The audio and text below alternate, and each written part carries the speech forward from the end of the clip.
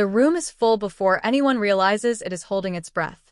Cameras hum, lights burn, and the quiet authority of a Notre Dame legend carries weight that does not need applause. He stands where generations learned discipline, sacrifice, and belief, and when he speaks, the noise of the country seems to fade. This is not a rally. This is not a protest. It feels more like a reckoning. He does not raise his voice. He does not reach for theatrics. He chooses a single word, deliberate and unflinching, and lets it fall into the room like a dropped glass. Fascist. For a split second, it does not register. Then it does. And America freezes. This is not coming from an activist or a partisan firebrand. This is coming from a figure stitched into American sports mythology, someone raised on loyalty, teamwork, and country before ego. The word ricochets from the walls to the cameras, from the cameras to phones, from phones into the bloodstream of the nation. You can almost feel it spreading. Gasps ripple. Some stare forward, stunned. Others shake their heads in disbelief, as if daring reality to rewind. Social feeds ignite in real time. One word becomes a headline. One moment becomes a line in history. Supporters cheer the courage. Critics recoil at the audacity.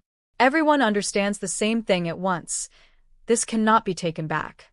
The accusation is aimed squarely at a former president, a man who has dominated headlines, fractured families, and redefined political combat. The contrast is jarring. Calm versus chaos. Measured conviction versus grievance. Dignity confronting raw power. The tension is electric because it feels earned, not impulsive.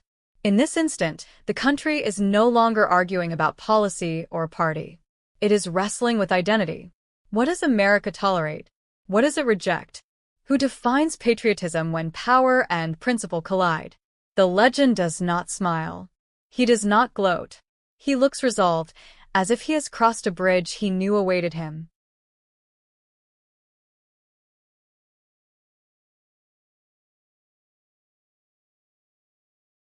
This moment lands differently because the country is already stretched thin. Trust is brittle. Institutions feel fragile. Every election, every court ruling, every headline carries the weight of existential consequence. People no longer argue just about taxes or trade. They argue about whether the rules themselves still matter. Beneath the noise is a quiet fear that something foundational is slipping away. Polarization has turned neighbors into symbols and disagreement into suspicion. Facts are filtered through loyalty. Power is defended at all costs. And in that environment, warnings about authoritarianism no longer sound abstract. They feel personal. They feel imminent. The question Americans keep asking, often without saying it out loud, is whether democracy can erode without a single dramatic collapse, whether it can fade through normalization and exhaustion. That is why this accusation reverberates. Not because it is shocking language, but because of who is saying it. This is not a senator chasing airtime or a pundit sharpening a brand. This is a figure shaped by locker rooms, by shared sacrifice, by the idea that individual glory means nothing without collective trust. A Notre Dame legend represents continuity, tradition, and values passed down rather than manufactured for clicks. Sports heroes occupy a rare space in American life. They cross racial lines, class lines, party lines. They are remembered by grandparents and grandchildren alike. Their authority is not granted by ballots or donors, but by years of discipline under pressure, by choosing team over self when millions are watching. When someone like that speaks, it bypasses ideology and hits something older and deeper. That contrast is impossible to ignore. On one side stands a man associated with unity, restraint, and earned respect. On the other stands a figure whose political rise has thrived on division, grievance, and perpetual conflict.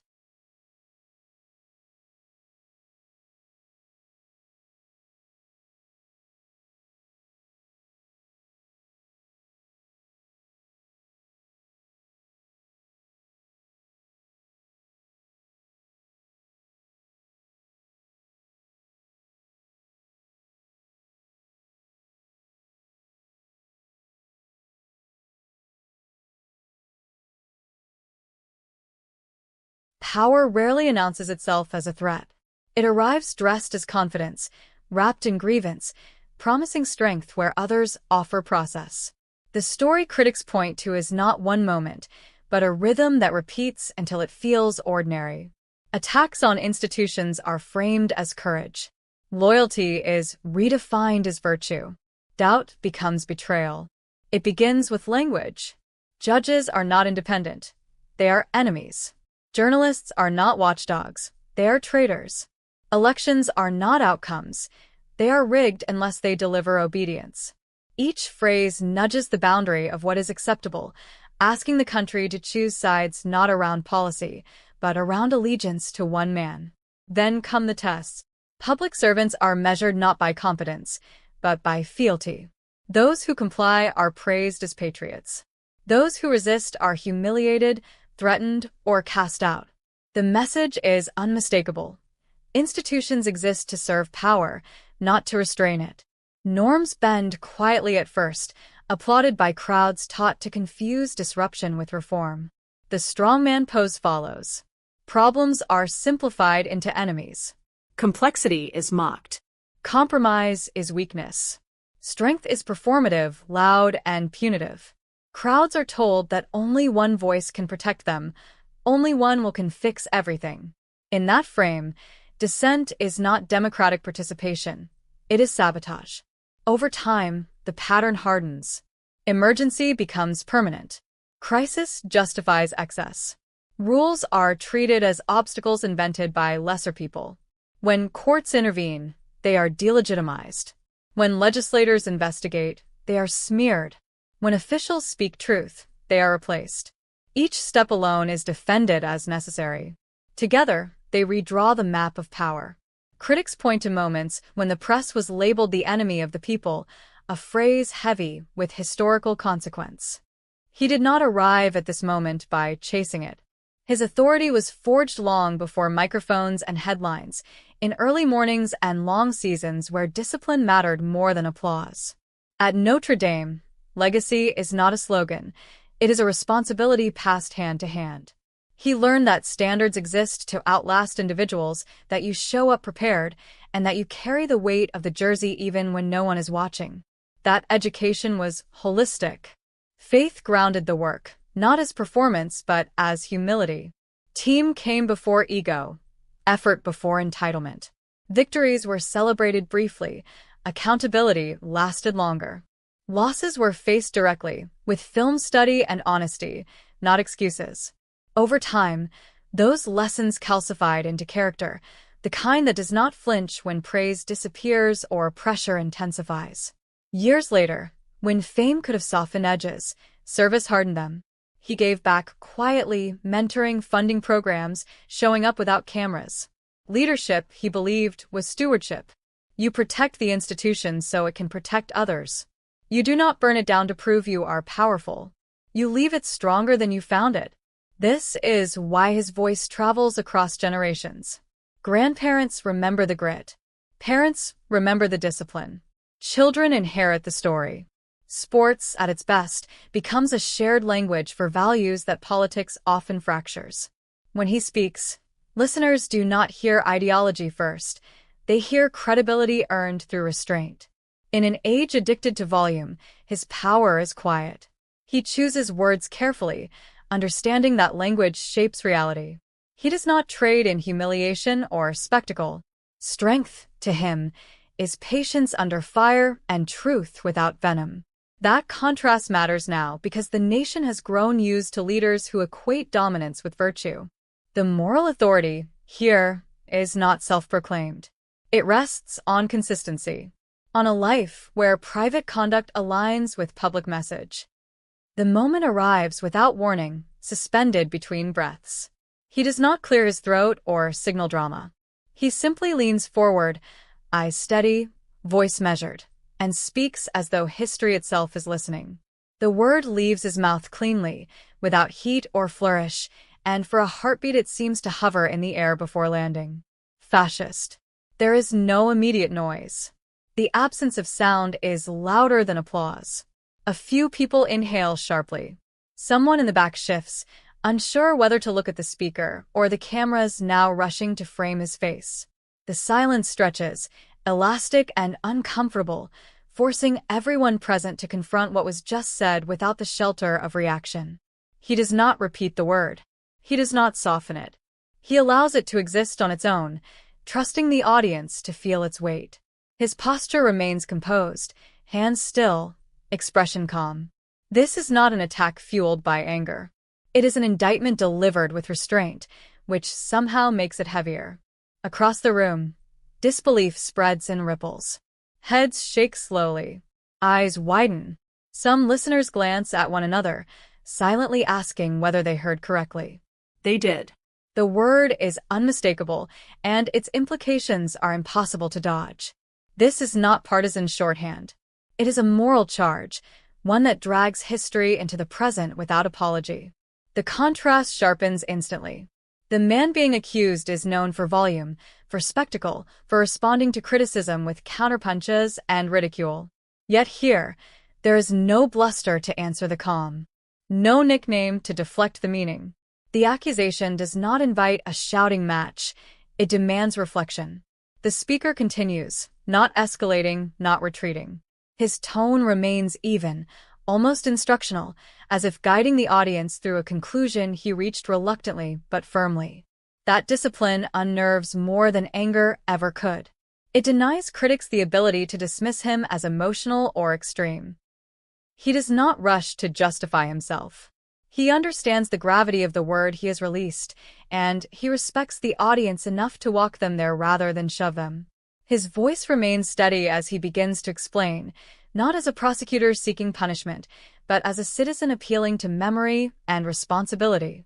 He speaks of history first, not as distant trivia, but as lived warning.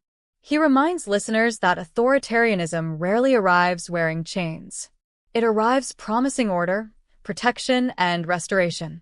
It flatters fear and feeds grievance, asking people to trade complexity for certainty and loyalty for law. The room stays quiet because the pattern sounds uncomfortably familiar. He turns to the Constitution, not theatrically, but reverently.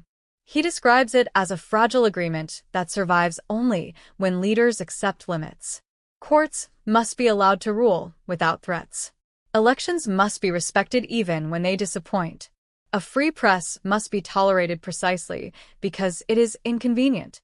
These are not obstacles to power, he says, they are proof that power is restrained.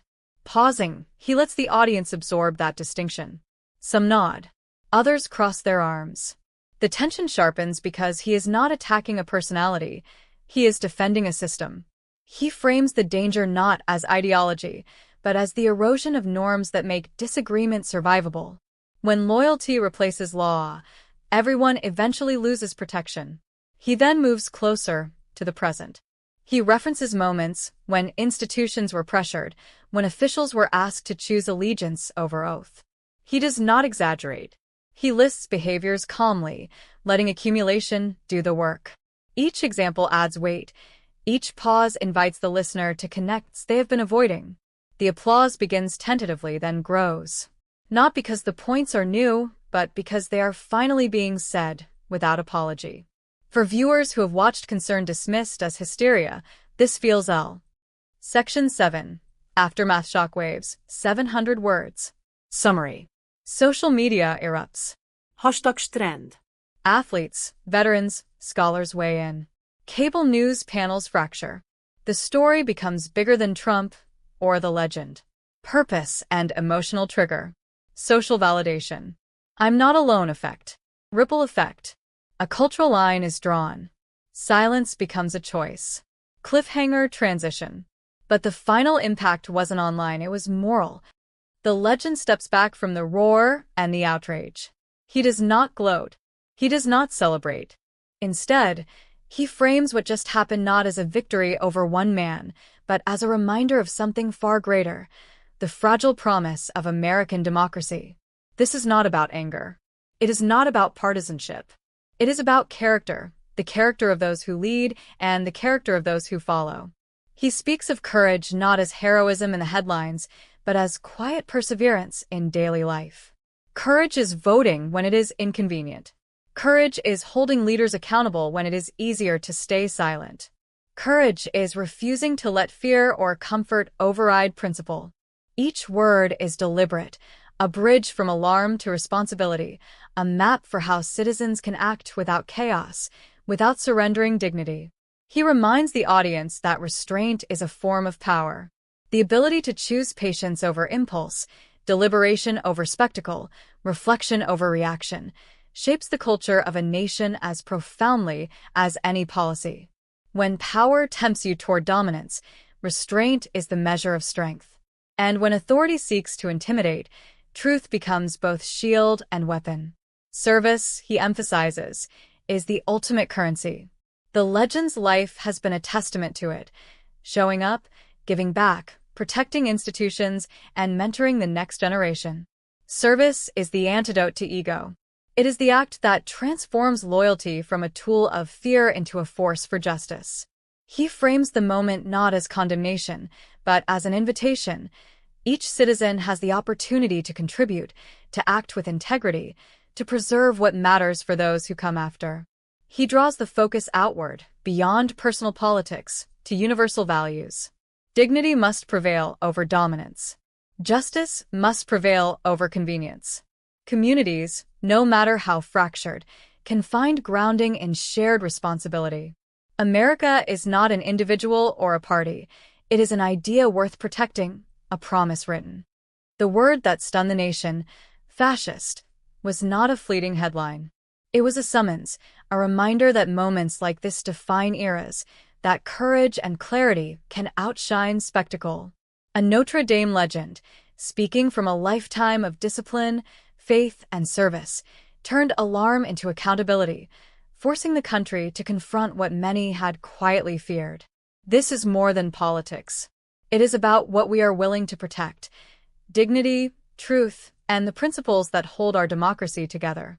Each of us carries a role in this story, whether by action, reflection, or by refusing to normalize behavior that erodes the foundations of trust and justice. Moments like this remind us that responsibility is not abstract. It is lived, breathed, and defended. Now, the question passes to you. Will you watch, or will you act? Will you remain silent, or join the conversation that shapes history? Share the story. Discuss it with others. Reflect on the values it surfaces. Be part of the conversation history will remember, not because it was easy, but because it mattered. The room is quieted, but the challenge remains. Integrity is not won in applause. It is preserved in action. And the opportunity to defend it is still ours.